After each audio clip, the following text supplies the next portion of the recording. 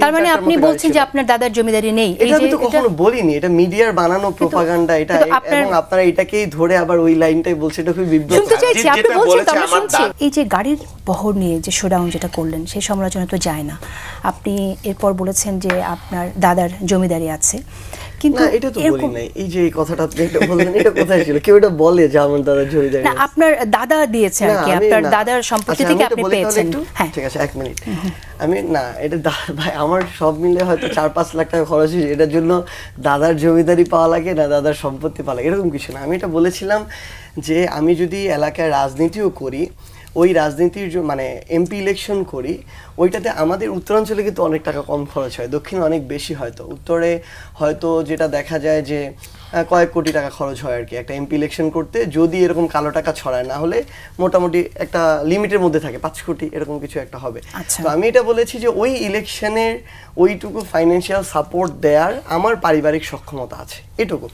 আর এবার 100 গাড়ি আলাপটা বলি। হ্যাঁ মানে এখানে 100, তার মানে আপনি বলছেন যে আপনার দাদার জমিদারি নেই। এটা আমি তো কখনো বলিনি, এটা মিডিয়ার বানানো প্রোপাগান্ডা, এটা এবং আপনারা এটাকেই ধরে আবার ওই লাইনটাই বলছেন, এটা খুব বিব্রত। শুনতে চাইছি আপনি বলছেন তো আমরা শুনছি। আমার দাদার যেটুকু আছে সেটুকু থেকে এইটা অসম্ভব। ইলেকশনটা করে ফেলতে, হ্যাঁ সেই জায়গা থেকে এসেছে। আমি একটা জিনিস বলি, হ্যাঁ আমার হচ্ছে ধরেন ওইখানে আমার একদম এক্সাক্ট হিসাব, কারণ আমরা তো গাড়িকে টাকা দিতে হয়েছে, ধরেন 103-4টা গাড়ি ছিল। হ্যাঁ এখন আমি আসলে কখনো এক্সপেক্ট করি না, আমাদের প্রত্যাশা এরকম ছিল যে আমাদের 5টা উপজেলা, তো 5 উপজেলা আমাদের সাথে যারা আন্দোলন করেছে ওই উপজেলার স্থানীয় কিংবা আমাদের বন্ধু সার্কেল আছে যাদের কাছে এটা অনেক একটা মানে প্রাউডেরই জায়গা যে তার বন্ধু, আমরা যারা একসাথে খেলাধুলা করেছি, বড় হয়েছি, যে আমি একটু এখন কিছু গুরুত্বপূর্ণ জায়গায় কথা বলতে পারি বা কাজ করতে পারি, তো তারা তাদের জায়গা থেকে আমি এক্সপেক্ট করেছিলাম যে 5টা উপজেলা থেকে হয়তো 10টা করে গাড়ি, 50টা গাড়ির মতো আসবে, এটা আমার এক্সপেকটেশন ছিল।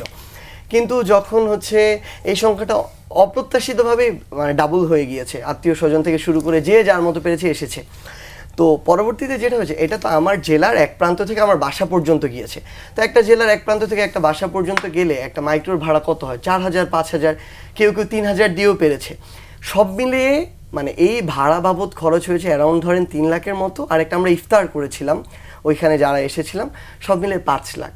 মানে ইভেন একটা মধ্যবিত্ত পরিবারের মানে সন্তানের জন্য 5 লাখ টাকা খরচ করার এখন অ্যাবিলিটি আছে কিনা, এটা আপনার কাছে প্রশ্ন, আপনার মাধ্যমে বাংলাদেশের মানুষের কাছে প্রশ্ন। ইভেন আমি অনেকেরই নেই, অনেক মধ্যবিত্তই নেই, একদিন একটা শোডাউনে এত টাকা খরচ করবে না। এটা তো প্রতিদিন করে, বিগত 10 মাসে আর কখনো করেছে? এর আগে কখনো করেছে? তারা মধ্যবিত্ত না। তবে একটা জিনিস আমি বলি, আমার জায়গা থেকে একটা আমার ধনীরা করতে পারে না, সার্জিস তাহলে ধনী না। একটা জিনিস বলি, গ্রামের হিসেবে হয়তো বলতে পারি যে রিচ পরিবার, কিন্তু পুরো বাংলাদেশের অ্যানালাইসিসে বা শহরের পরিবারের সাথে ধনী পরিবার বলবো না, এটা গ্রামের হিসেবে ধনী, শহর হিসেবে হয়তো উচ্চ মধ্যবিত্ত হতে পারে, এরকম।